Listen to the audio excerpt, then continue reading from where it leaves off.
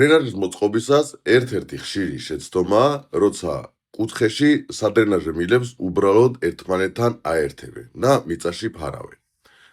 რატომ არის ეს მნიშვნელოვანი კვანძი? თუ სახს აქვს რამდენიმე სხვადასხვა დონის მოწყობილი დრენაჟი, კუთხეებსა და დონეების ცვლილების ადგილებში უმჯობესია მოეწყოს საკონტროლო ჭა, ანუ სარევიზიო ჭა. თითოეული დონის სადრენაჟე მილი ცალკე შედის ჭაში.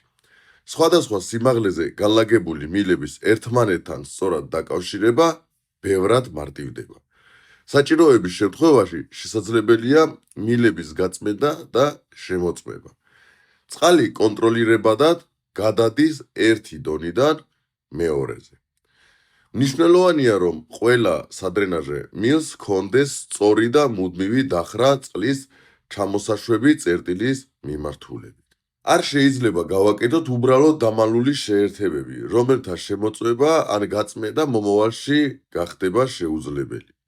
კარგი დრენაჟი მხოლოდ მილის მიწაში ჩადება არ არის. მთელი სისტემა სწორად უნდა იყოს დაგეგმილი, დონეები, დახრები, შეერთებები და საკონტროლო ჭა.